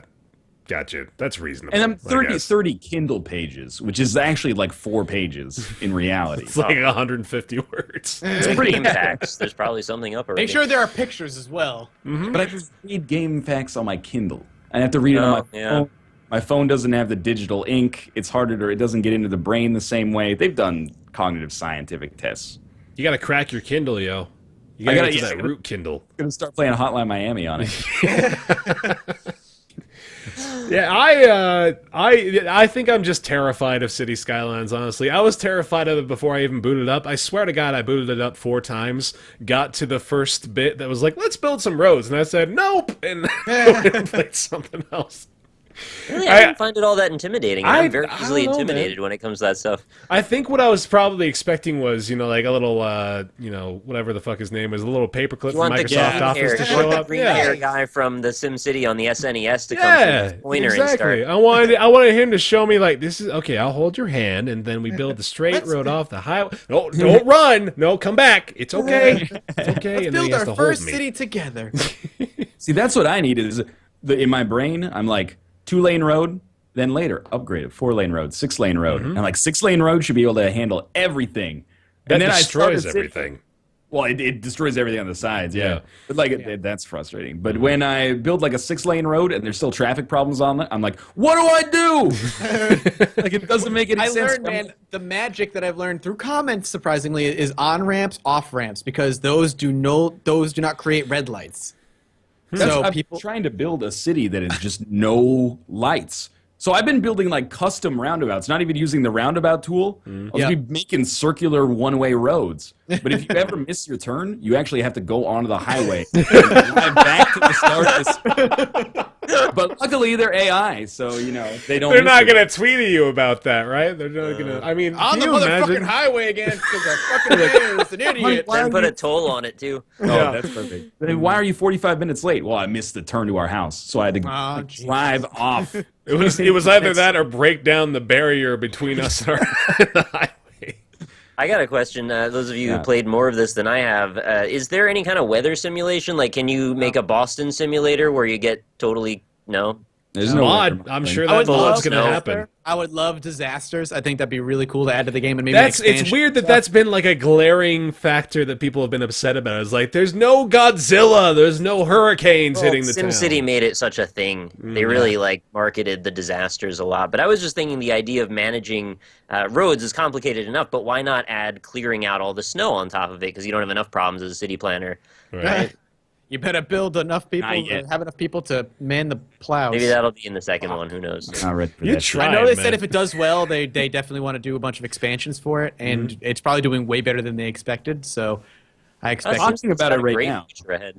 Yeah, talking about it right now makes me want to play. I know. I'm surprised that I have 17 hours in the game right now, and every time I boot it up, time's still just. I'm like, oh my god, it's been a half hour. I got to stop this episode. I'll be back tomorrow. I seriously still, I mean, I play it so slowly. I recognize that I'm just really awful at it, but I still have fun with it, which is that speaks volumes of it, right? Yeah. Is the fact that I suck hard at the game, but I still want to play it more. And I really appreciate that you can kind of go at your own pace for the most part. There's ways that encourage the people that can go from 0 to 50,000 people in 5 minutes, and there's people like me who can spend like 6 hours going through the basic stuff and just kind of being like, okay, so I'm just going to watch this develop for a little while, check things out, see how it plays out, and then I'll slowly, start to build over here, and then I'll make a bridge over this way, and then bridges in and of themselves are a terrifying element because that's like, okay, now this means that everything I just did no longer applies, so I have to start from square one, basically. I still I'm don't afraid, get bridges. I'm still afraid to expand on to the other side of the highway. Like I bought that piece of land on the other side of the highway. I couldn't figure it out. I straight up want fucking couldn't figure out how to do it. Like I was trying so hard, and I don't know how still. And I'm sure someone could explain it to me, but One of the things Whenever I I don't like see, about like- the game. Yeah, go ahead. go ahead. Sorry. No, go ahead.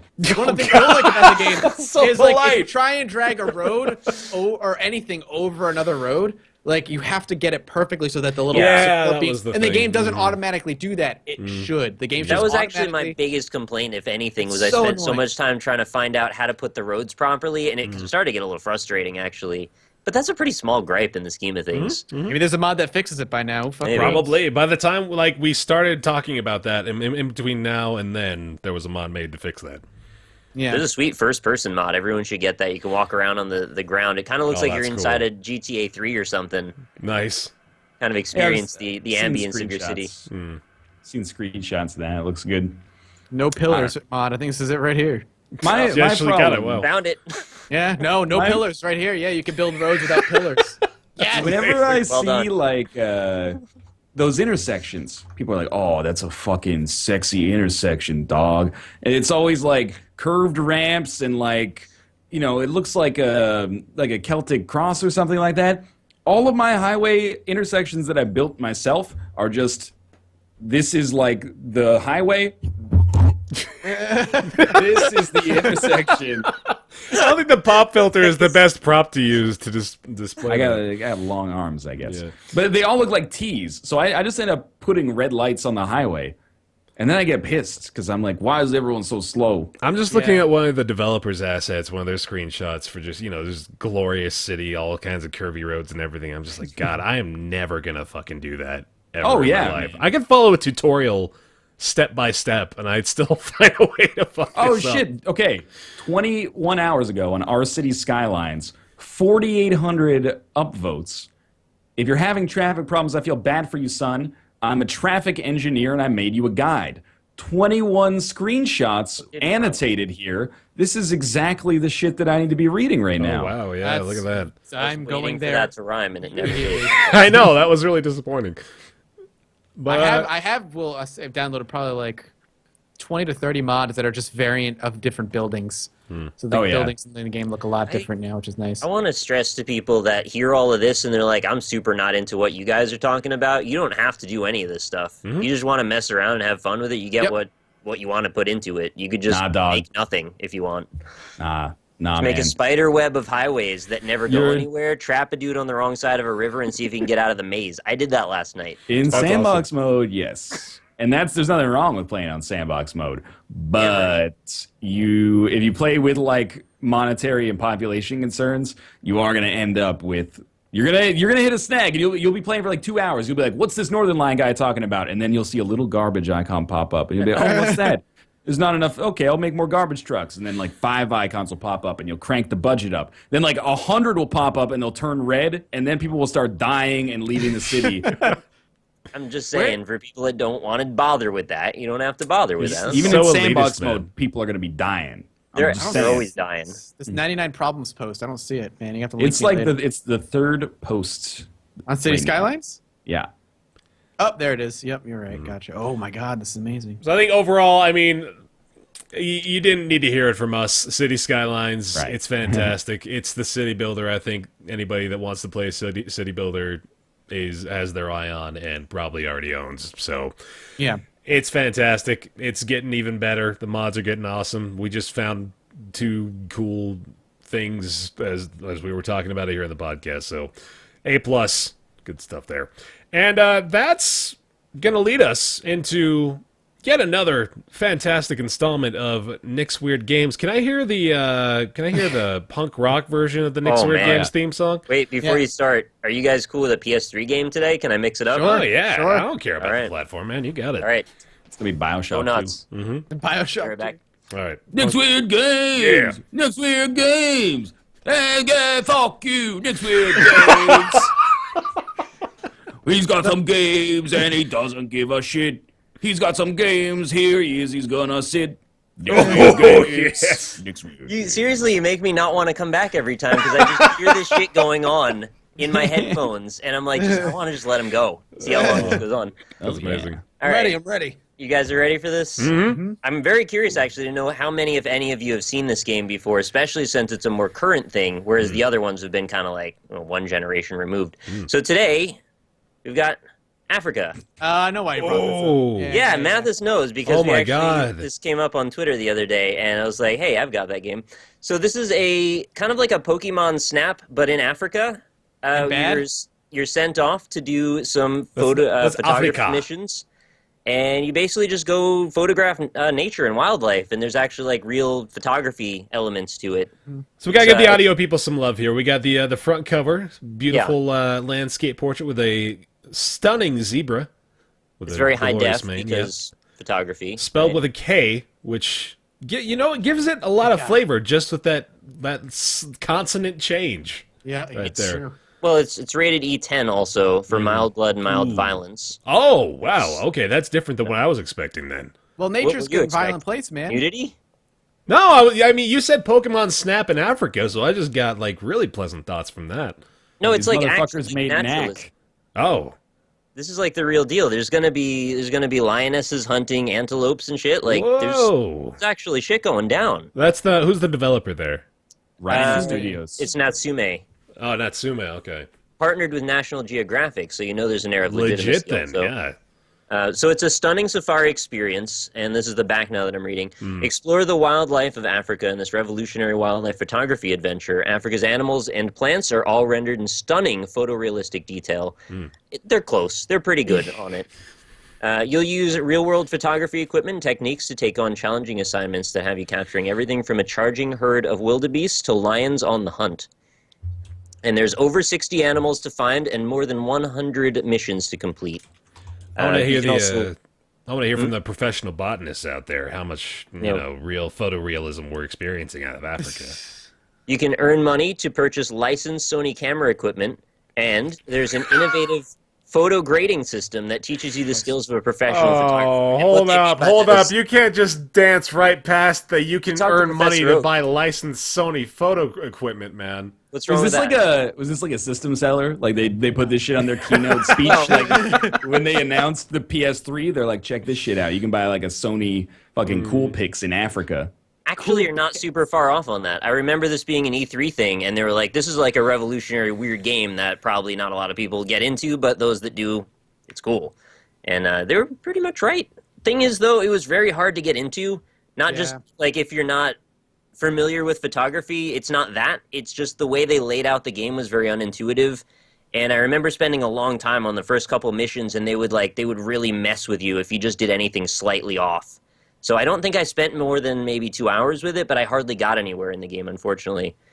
Did you play it, Mathis? Yeah, I actually had the game as well, and I have very similar experience to you. I remember also really hoping it was going to be open world, and you get to like go around and do get missions and go. But no, it was like levels, and you had to do. I remember one mission, I had to like photograph a cheetah running at like 60 miles per hour, and that if I was like off.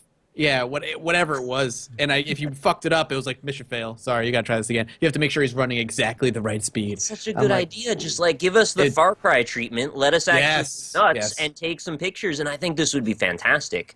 I think they should do this again properly. I would love like an open world kind of just photographic adventure game. That would be such a cool, neat idea, but it was just boring the way they did it. Just give it an open world Cabela's Big Hunter with a camera. That's really what we need. They have the infrastructure already set up. Like, let us shoot them with photos instead of guns. Yeah. That's the message we want to share. From your friends at Roundtable Podcast, put down the gun, pick up a camera. Plus it's Hotline Miami, too. Yeah, then just beat the shit out of people. Blood and guts will shoot out of everybody. That's right. I just want you all to know, Soda Drinker Pro favorited my tweet for Roundtable Podcast mode in the new game, so it better happen. Well, way to spoil the content in our podcast ahead of time, Mathis Games. Thanks so much, everybody, for tuning in to this episode of the Roundtable Podcast. You can support the show yourself for less than a cup of coffee a month. A cup of copy is, if you make copies and put them in a cup, you got some other problems going on. It's like but 10 cents. Yeah. Copy. We can't hold to that. That's all going to get eaten up by fees. Yeah, that's true. Yeah. You would cost us more money than you would be giving us if you gave us the cost of a couple of copies every month. Make sure you send Nick sticky stuff. Yeah. Oh, don't do that, actually, but do send him weird games. Patreon.com/roundtable. You can check us out on iTunes. Our RSS feed is available if you check out our tweets. I don't really know where to post that to make it available. I put it on the tweets anyway every time, though. SoundCloud, you can actually download the MP3 files from there as well. If that's something you prefer, put it on whatever device you want to listen to it on. And it's up on all of our YouTube channels. If you're listening audio only, again, we'll highly recommend checking out the intro by Indy Mouse, because it's fucking killer. So good. Yes. Patrons this episode include at the $5 reward tier and above at patreon.com/roundtable. We got to start from top of the list again, and this is when everybody else just bobs their heads around because it's adorable. We start with Max, Christopher, Casey, Cataby, Jonathan, Bob, Jeff, Robert, David, Bradley, Matt, Julian, Hired Help, Caspian, Crawdad, Kevin, Berkland, EP Diablo, Maximilian Messerschmidt, Smurfette, Louis, Logan, Ignacio, Full Grown Gaming, Kyle, Gibonis, Christopher, Garju, Batman 9502, Kaj, Star Copper, Eroticals, still love that, Vandervets, and I'm not going to say your first name this time because I just don't want to butcher it anymore, and I want to keep you as long as we can just so I can apologize to you every time. Laurel, Grace, Peter, Thomas, Michael, Zachary, Unix, Sebastian, John, Michael, Justin, Positron, Morton, Scott, Urbane, Muscuff, DP, Jesse, Chris, Will the Foe, Kyle, Suicide Printing, Z-Mod, Wolves at My Door, beautiful Twitch streamer, Jeremy, Eric, Dylan, Tobias, Grizz, Chris, Grimbo, Andrew, Chris Bunch, Nim, Gramey, Will, Logan, Jay, Lindsay, Josh, Sam, Christopher, Titan, Luke, JH, Paul, Nathan, Rusty Hole, Chris, Konstantinos, Jimmers, Donut Overlord, Jose, Benjamin, Jordan Yalandi, Brizzle, Brip, Andrew, Sebastian, Cooper, Marvin, Iluk, Ian, The Awakak, Julian, Lucas, Dudok, Jack, Tobias, Jackokar, Doug, Hammerschnitz, Tom, Hugh, Big D Docking Dude, Joseph, Connor, and Christopher. Did that get longer? It got a little longer. Glad you noticed. Yeah, I Appreciate that. Definitely appreciate that. Thank you so much, guys, for all of your support. Patreon.com/roundtable. Again, we'll be back in 2 weeks. We are currently, I think it's probably a little less than $900 away from that weekly schedule. So if that's something you want to push for, any contribution is appreciated. Thank you very much for watching, guys. We'll see you next time. Bye. Later. Roundtable Podcast, fuck you! God damn it, Bear. It's alright, he was contractually obliged to say that. Oh, we didn't even do it! Oh no! We have to get them all in. Watch. I was still recording. Watch Dracula Fetus animations, and this is just gonna be like a really long fade out. Luck is a skill you have to earn.